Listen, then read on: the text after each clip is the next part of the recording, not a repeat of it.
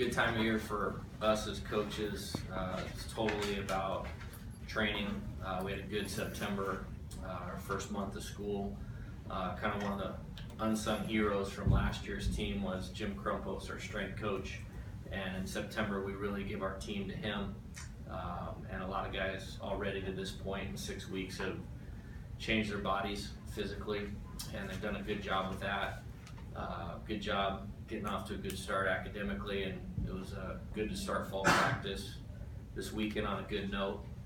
Right now we're just trying to identify strengths and weaknesses of each player on the roster, how we go about attacking their individual development, and then find out things about our team along the way, and use each day and week as a building block to get some things accomplished that will turn us over the new year in a positive way. So all good right now. Can you even compare where you are right now as opposed to a year ago? Yeah, I think it's very it's hard not to. It's been a whirlwind, for over the last 15, 18 months, whatnot.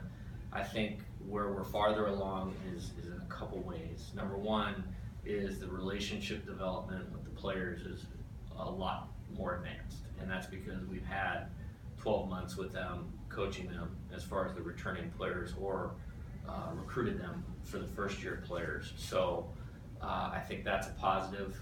When you talk about things in the first meeting of the year or in the first training session, there's a lot more familiarity with guys, and so you can kind of settle in and focus on the task instead of wondering what's going on, which is been really positive. And I thought we had 3 really productive days. With that being said, the whole thing comes back to improvement, and that's what we're focused on right now.